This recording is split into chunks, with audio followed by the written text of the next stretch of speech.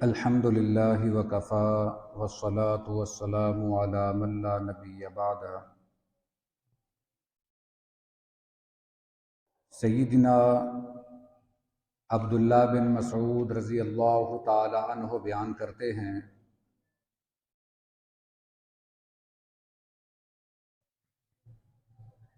آکل الربا وموکلہ وشاہداہ وکاتبہ،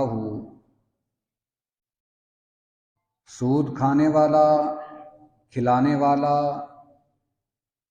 اس کے دو گواہ اور اسے لکھنے والا، اذا علموا بہ،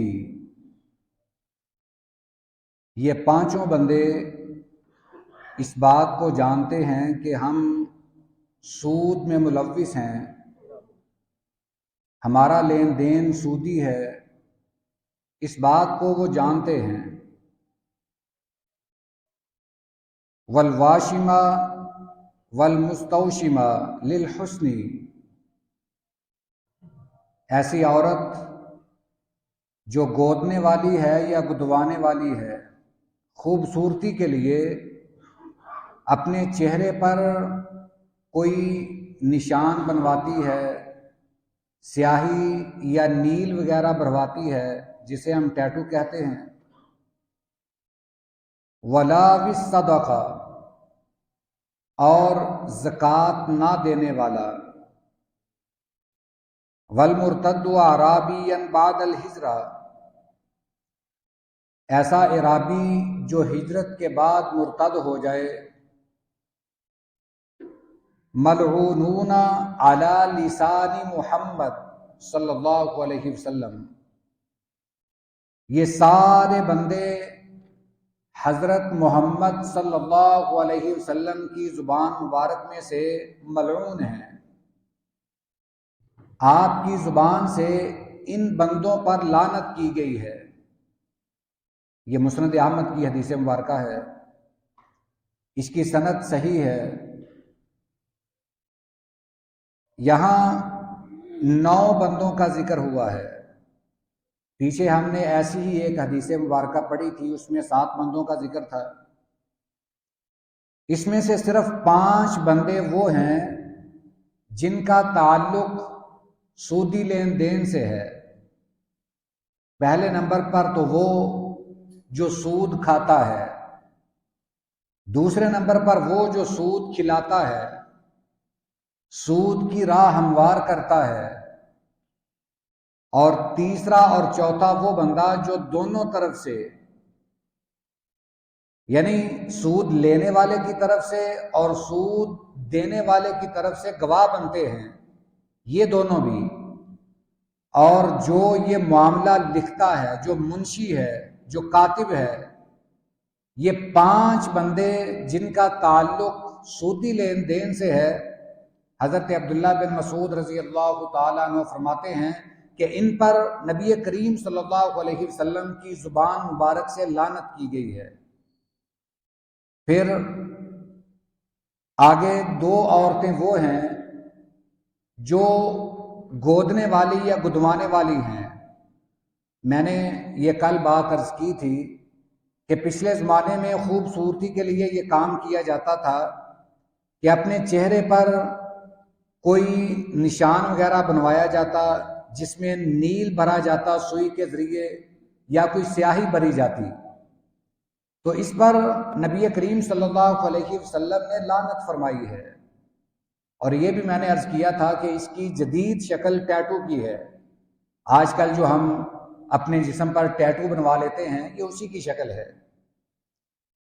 اور اسی طرح 8واں بندہ وہ جو اعرابی ہے، دیہات میں رہتا ہے، ہجرت کر کے وہ کسی اور علاقے کی طرف چلا گیا اور دوبارہ اپنے علاقے میں آ گیا، یعنی ہجرت کر کے مرتد ہو گیا۔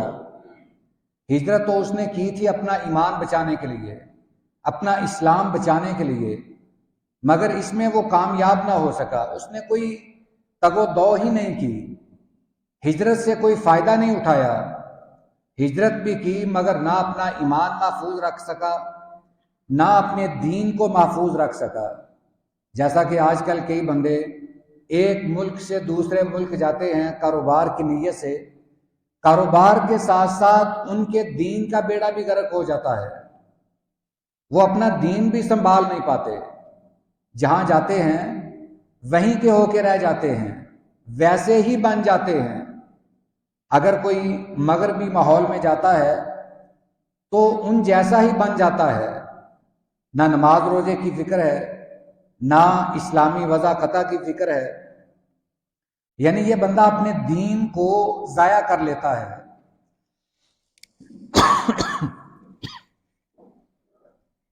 اور نوواں وہ بندہ،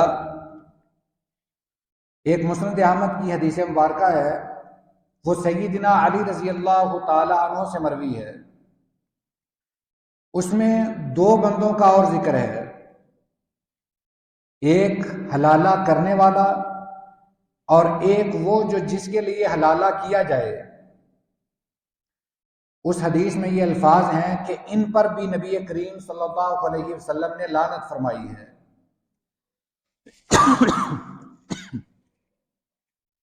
یہ تو دیگر احادیث مبارکہ سے بھی بات ثابت ہے کہ حلالہ کرنے والے پر اور جس کے لیے حلالہ کیا جائے، یعنی ایک حلالہ کرنے والا، مثال کے طور پر اگر کسی سے کوئی مسئلہ پوچھنے جاتا ہے طلاق کے متعلق، اب وہ جو آگے عالم ہے، مولوی صاحب ہیں، وہ رہنمائی کرتے ہیں کہ اس کا حل صرف حلالہ ہے.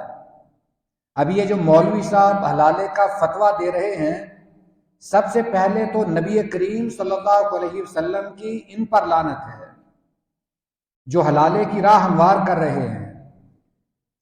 پھر دوسرا شخص جس پر آپ کی لعنت ہے، جس کے لیے حلالہ کیا جائے، یعنی جو شوہر ہے وہ چاہتا ہے کہ میں اپنی بیوی کو دوبارہ اپنے نکاح میں لے آؤں اور اس کے لیے حلالہ کرواؤں، وہ شوہر، اس پر بھی لعنت ہے. یہ دونوں بندے، جو حلالہ کرنے والا ہے اور جو حلالہ کروانے والا ہے، ان دونوں پر بھی نبی کریم صلی اللہ علیہ وسلم نے لعنت فرمائی ہے.